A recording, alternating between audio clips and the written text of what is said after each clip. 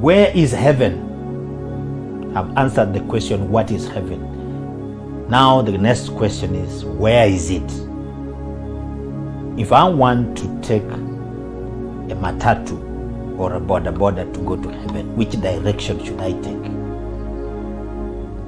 Because it has to be somewhere. And all of us know that the best place we can point heaven is this way. Up. Heaven is up this way. Even children, when you ask them, where is heaven? They say, Choo! Heaven is up there. Okay. And there is biblical evidence, of course, biblical backup that heaven is actually up. 2 Kings 2:11 says that Elijah was taken up into heaven. That means he was going up this way. Genesis 11:7, there were some people who decided to build a tower. It's called the Tower of Babel. And they built a tall thing, and what they said is they wanted to reach heaven. That means that they knew heaven was up. Tall tower. And I think according to archaeologists, they did 1 mile, 1.6 miles. That's all going up. Just 1 mile going up is a long way. So God said, when he saw that, he said, let us go down and see what the men are doing. That means he was coming from above the tower to come down and see what the men were doing. In Acts chapter 1 and verse 9, Jesus was taken up into heaven. Up is the key word. 2 Corinthians 12:2, Paul was caught up in the third heaven. Caught up in the third heaven. Revelation 4 and verse 1, John was told to come up here. The voice of the trumpet that he was listening to said to him, come up here and I will show you what must take place. That means that he was down. So heaven must be up. A voice from heaven said, come up. It means that heaven is up somewhere. Revelation 21 and verse 2, it says the new Jerusalem came down out of heaven. If it's coming down out of heaven, that means heaven is up. So if heaven is up, I don't know whether, Eric, you can get that globe, that, what is it called? The globe. I don't know whether you can get it on that screen there so that I can use it to illustrate something here. But if heaven is up, now we are going to get into a lot of confusion.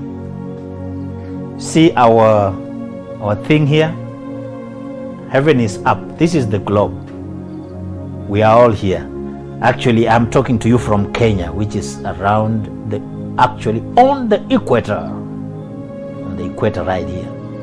So let me say I'm standing here and I want to go up. Where is up? If I'm sitting on this globe, then my up will be this side. So,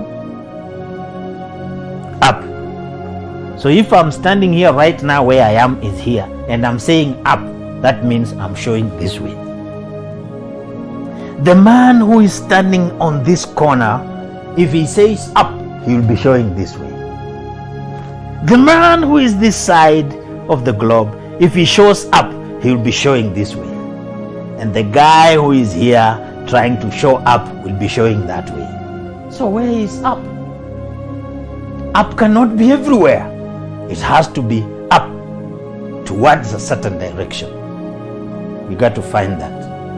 And so we'll use the Bible. Let's see if there is something we can find about direction. Because we have up from anywhere can change the location of the up and change the location of the heaven. So I begin from the oldest book in the Bible. It's called Job, chapter number 26, verse 7. It says, God stretches out the north over empty space. He hangs the earth on nothing.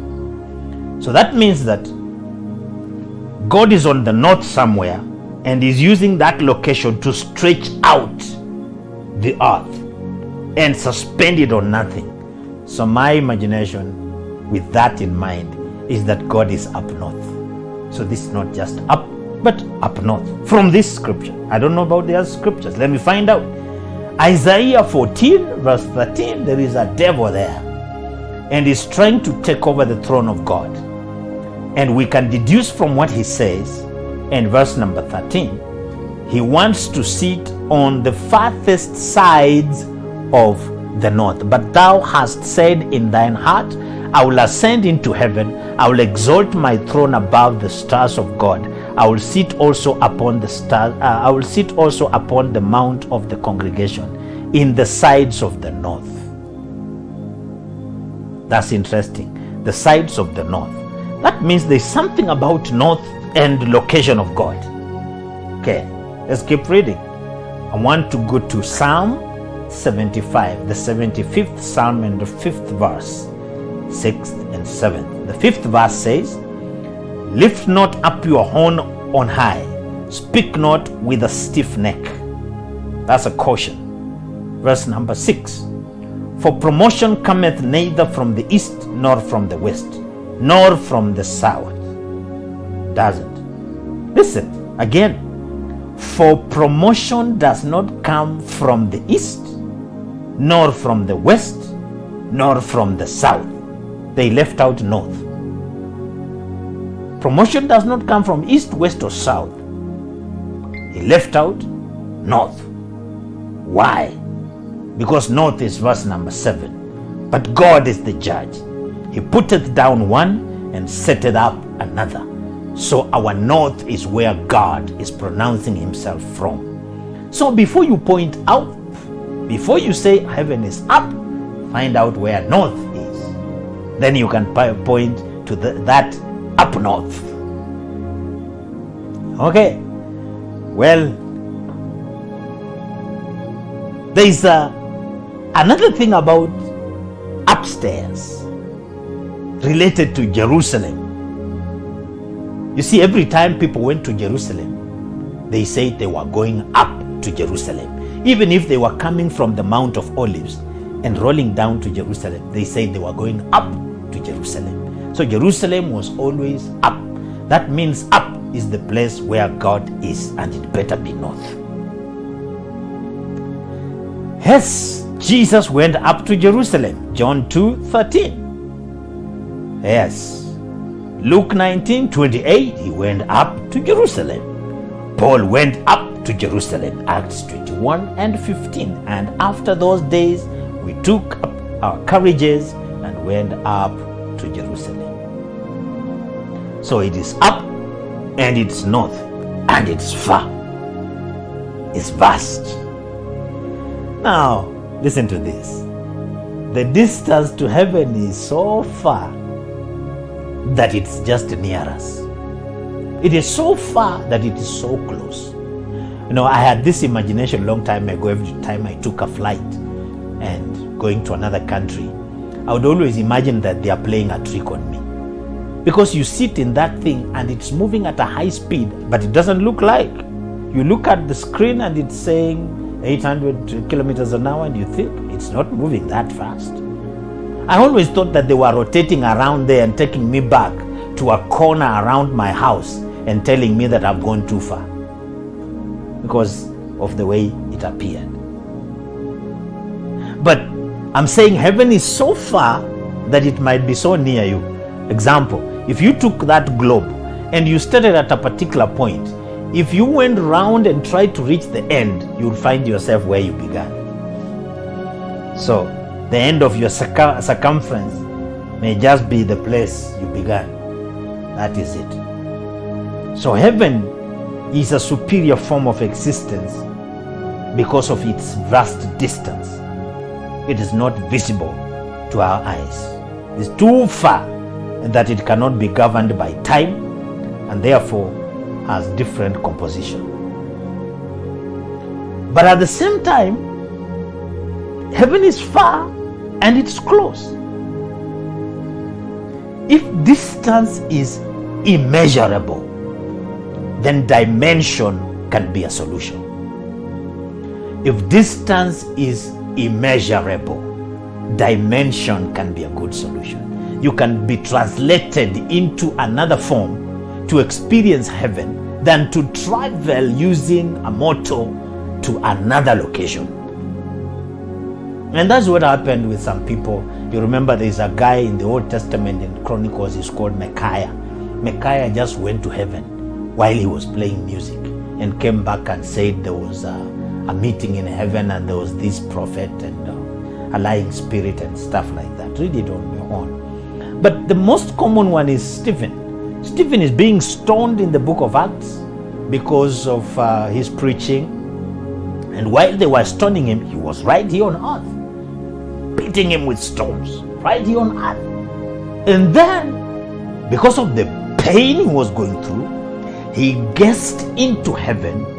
He gazed into heaven from where he was. And he saw in heaven the Son of Man standing on the right hand of the Father. That means that there is a way you can be translated into heaven and be at the same location, or you can go to heaven, which is a long way from here. You can reach there and come back in 1 hour. That's how close and far heaven is. Stephen was, he saw heaven while on earth. Paul has another story. He said that he saw a man in the third heaven. Whether the man was in this life or in the next life, he's not sure about it, but he saw it. And it was heaven number 3. Well, because of that, some people have said that there are 3 heavens or 3 chambers of heaven. I don't want to go there because I don't want to assume that Paul was in the last one. He probably went to the third one, and maybe there are 20 more, I don't know. So I just want to assume there is a third one that we are aware of, but others that may not have been said. But I don't want to rush to a conclusion and say that there are only 3 heavens. No. Paul was caught up in paradise and came back the same day. Well, there's another guy, interesting. Jesus was dying on the cross, and there's another guy that was dying on the cross too. And then he said, Jesus, remember me. And Jesus looked at him and said, today you will be with me in paradise. That's another name for heaven, for this location. So the same day they met in paradise. How long? How far is it? It is so far, but it is so near. And because the distance is so far, you just need another dimension to operate in that. And that's a story for another day. So, to come to a conclusion of this, which I hope somebody is following. Is anybody still online? Huh? Are we still online somewhere? Or we are lost? People still online? Ama kuliendaje? Are you okay? You online? Okay. You know, last time we were talking and found out that we were not online, but we are still talking. There is another place called New Heaven. New Heaven, a new place called heaven. And a new earth. Now, because I'm not talking about earth today, let me leave it. Let me just talk about new heaven. Scripture tells us that we shall live in a city called Jerusalem in a new heaven. That's an interesting one. And it appears that when people die, at some point they will receive other bodies, not spirits, bodies. They are already spirit and soul. They will receive another body. That's a concept that is being lost in the church. We imagine that when we die, we will just be spirits. No, for us to operate in this new Jerusalem, we will have another body, a resurrected body. What it looks like, don't ask me. Just wait.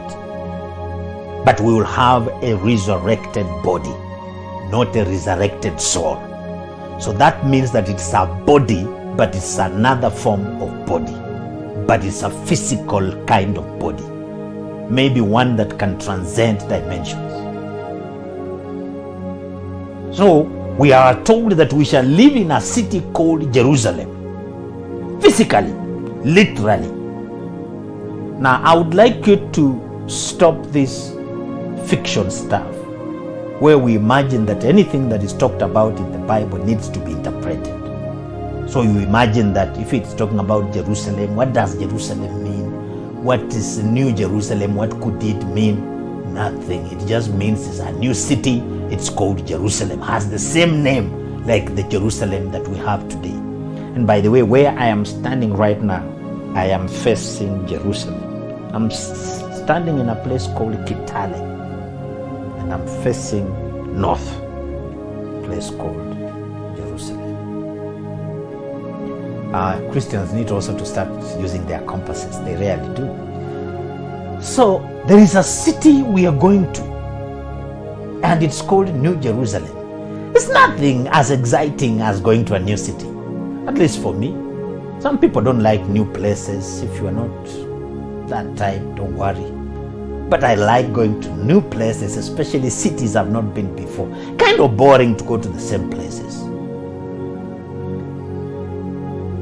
Our kids, when they grow up, they always like to go to the city. Many children like to go to the cities. And these days, it's becoming common factor that older people, when they retire, they are retiring in outskirts of cities and not coming back to the villages anymore. It's a little more boring and depressive there. But I said that to say that since the days of old, we have had this desire to go to a city. Many people have had the desire to go to a city. Immigration to cities is something innate. It's inborn. We feel it. We like it. Migrating to cities. And Hebrews, there is no better answer than Hebrews 11, verse number 8 to 10, about Abraham. You know, every time I read about Abraham, it says that Abraham, by faith, God told him to leave and go to a place he would show him, and he did it by faith. But there is a connotation that we have not paid attention to, and it's found in Hebrews 11, verse 8. By faith, Abraham, when he was called, obeyed by going out to a place which he was to receive for an inheritance. And he went out, not knowing where he was going. What? Verse number 9. By faith he lived as an alien in the land of promise, as in a foreign land, dwelling in tents with Isaac and Jacob, fellow heirs of the same promise. Verse number 10. Why did he do this? Because he was looking for the city which has foundations, whose architect and builder is God. So apart from moving by faith, Abraham had this innate desire to go to a city. In his mind, in his spirit, there was a city that he needed to move to. And so when he was told to go, he found it easy to move from where he was. For he looked for a city which had foundations, whose builder and maker is God. And of course, Israel has been looking for a city since. You must take this as a literal city and not just an idea or some kind of fiction. It is a literal city. It is a city we're looking for.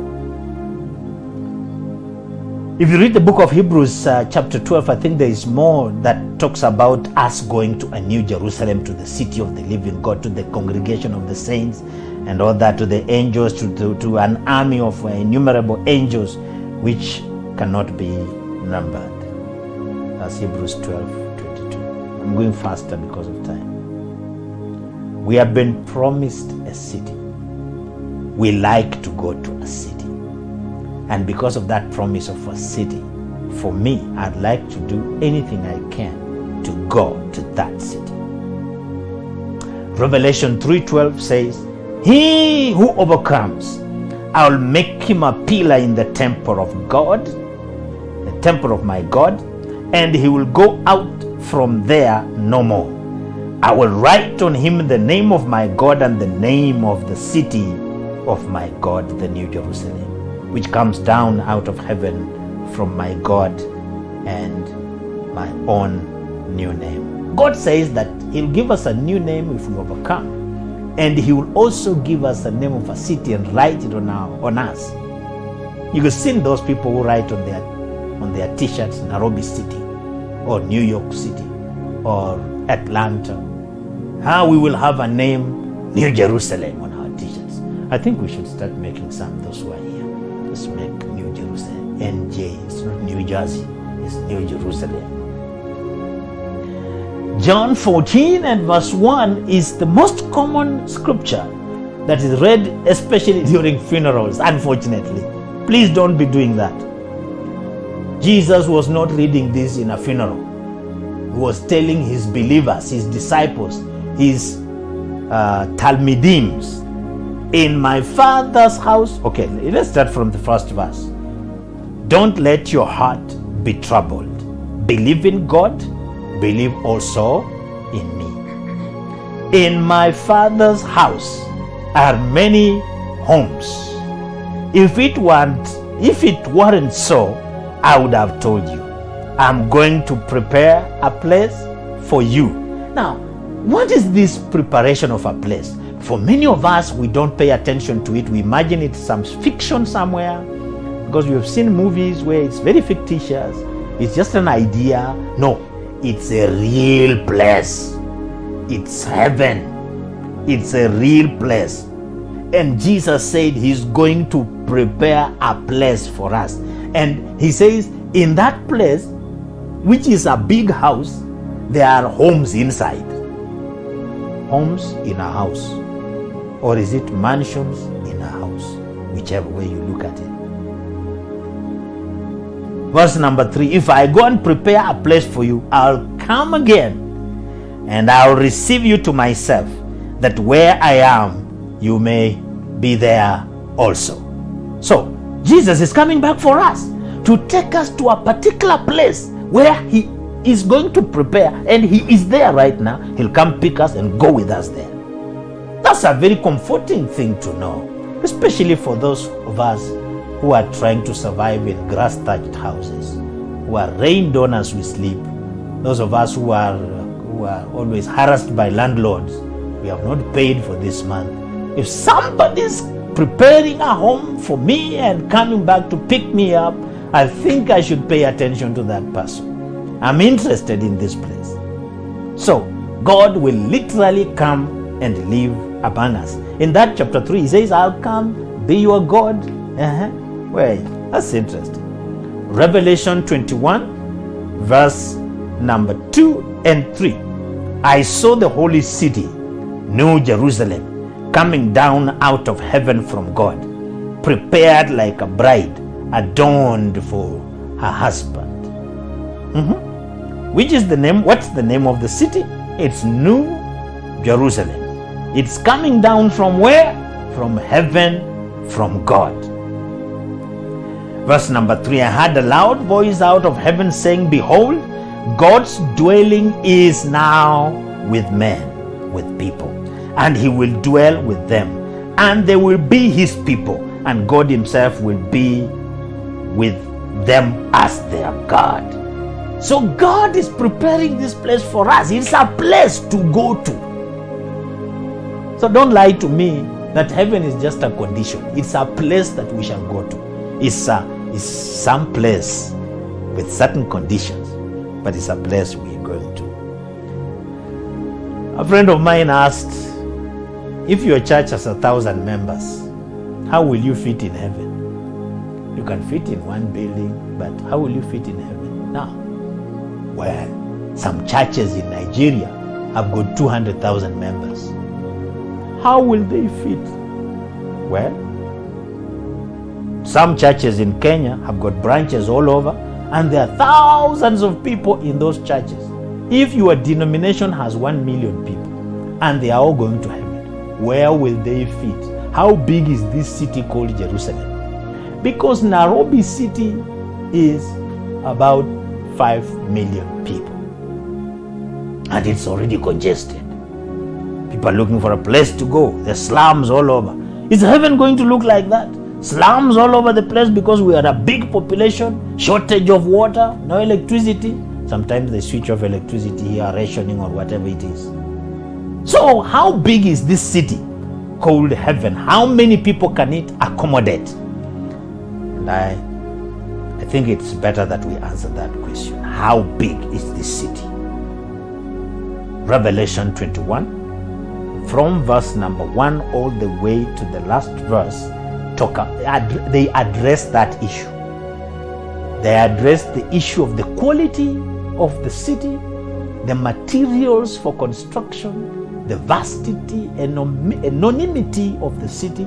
They say everything in the book of Revelation 21. We will know which kind of material. How big is this city? What is the quality of this city? What kind of furnishings are the city? Hey, what area does it cover?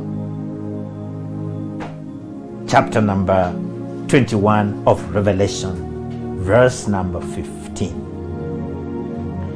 He who spoke with me had for a measure a golden reed to measure the city, its gates and its walls. Wow! Somebody is going to measure the city, measure the gates, measure the walls. He wants to know how big this thing is. It was a vision given to John, the Revelator, in the island of Patmos. And he's saying now he's taken up into heaven, and somebody comes from there, and he comes to measure the city. It was very important for us to know the measurement of the city. And you know, that time John was like 90 years old, and he was about to die to go to heaven. He had to know the size of this thing. So those who spoke with me had a gold measuring rod to measure the city and its gates and its walls. Can we go ahead in verse 16 and measure it? The city is laid out as a square. Okay, so it's a square.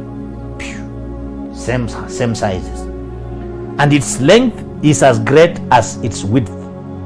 And he measured the city with the rod, 1,500 miles.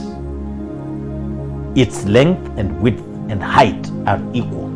Oh, so it's a cube. It's a cube. It's a cube. It's a cube. And this cube is 1,500 miles long. We're not talking about meters or feet or yards. We're talking about 1,500 miles, the length of the city. And the width, 1,500 miles. And then it goes up, magorofa, 1,500 miles of gorofas. Story building. 1,500 miles divide gorofas. We are talking about 2,400 kilometers. Those of you who are using metric. The distance of 2,400 kilometers into the sky. Now, the tallest building, I think, here is found somewhere in Dubai. It's only 832 feet. My friend, that's the tallest building we have in the world today. It's not even 1 kilometer. The Tower of Babel was an attempt to do something similar. So they began to build, Nimrod and his company. They began to build and go up. And they did it for more than 100 years, 170. And they went 1.6 miles. They went about 2.5 kilometers up. My friend, that's not far. Only 2.5 kilometers or 3 kilometers maximum. That's how far they went. And God did not like it. He said, I don't like people constructing houses like mine. He came down, confused them up, because he wants the New Jerusalem to come as the most exquisite building that you can ever find. So there is I've read several books about these buildings because I really like to know what's happening, and I'm also doing construction. So there is a book in the Apocrypha. You know, I read some of those books also. There are books like Wisdom of Solomon, Topista. There's a book called Jubilees, Enoch, Maccabees. I've read all of them. In the book of Jubilees, it's the one that tells us about the Tower of Babel and the height. It says that the tower's height was 5,433 cubits. So we are talking about 1.6 miles away. The current building we have, with the technology we have, it's in Dubai. It's called Burj Khalifa, and it's only 832 feet. This city is big. It's like a continent. This city is like a continent. So for those of you who have been imagining that we are going to a small square place to squeeze ourselves there, my friend, welcome on board. Everybody can live in this city. My friend, 2,400 cubic kilometers. I don't even know how to say it. 2,400 kilometer cubed.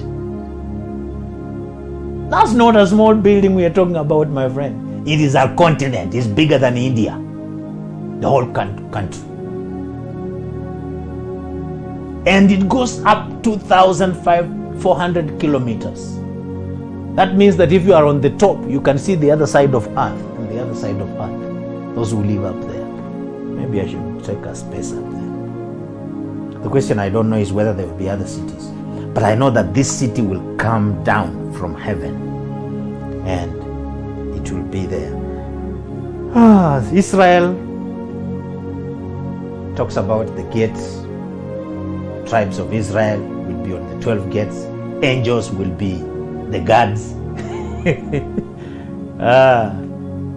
If you are afraid of my home and I only have guards, regular soldiers, this is an angel on one gate.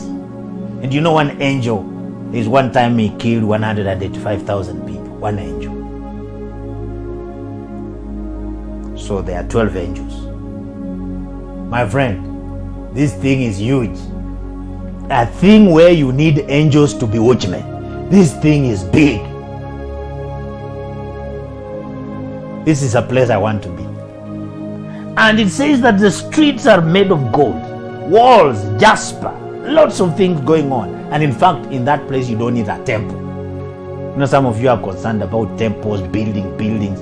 In that scripture, Revelation 21, it says you don't need a temple. God himself is the temple. And then he says you don't need any light. Jesus is the light. And it's gold, so it's glittering. Everything is like glass. You know, people are building glass houses today.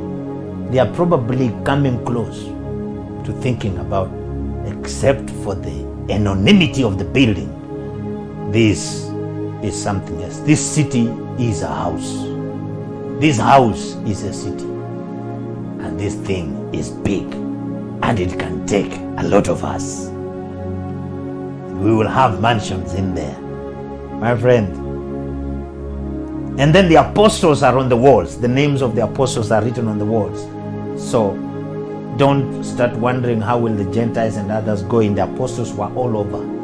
Their names are on the wall, so we are catered for. It's like what happened in the Levitical order, where the Levites were in charge of sacrifices and all that, but other people were always there. Nations will come to your light, and kings to your bright dawn. That means there's a lot of light in there. 2 Corinthians 2:9. But as it is written, eye hath not seen, ear has not heard, neither has it entered into the heart of man, the things which God hath prepared for them that love him. God has prepared this wonderful place for us that love him. I want to go there. I want to go there. This is not a place I want to miss. It doesn't matter what kind of houses I live in. To go to a house that is 2,500 kilometers tall, that's where I want to be. I don't know how we shall be getting into the top house, but I believe we'll be having new bodies. That's what the Bible says. We'll have new bodies, we'll be glorified bodies, and so we can get into walls, through walls and places, and get to wherever. Right now we have a problem getting a few ounces of gold. That place, gold will be on the street. That's why they have put restrictions that thieves will not enter. Robbers will not be allowed. You know why we don't want evil people there? Because we shall be too rich. We don't want people to disturb us. We'll have a lot of property. If people come there who are evil, they will cause problems, start looking around, and because gold is on the street. There are people, especially in a country like Kenya, there are people who steal what they don't need. Just find people stealing things. They can come to a church and steal chairs and leave them on the road or on the forest as they go. They steal. So we will not allow thieves. And if you read the beginning, it says that in that city, it is a holy city. From chapter number 1, holy city. No robbers, no thieves. I'm looking forward to this city. And men of God, wherever you are, preach about this city. Speak about it. Read about it. Find the scriptures that expound on this city, because that's where we are going. Jesus is calling us to this city. He is saying he has prepared this city, and it's coming soon. We are so close to it, close to the edge, that we can't afford to play around. With this kind of city, I will do everything I need to do to get there. I will do what I got to do to get to that city. I can't fail to be there. God bless you so much. Let's go to this city, walking in Jerusalem, causing change right now. Thank you so much. God bless you.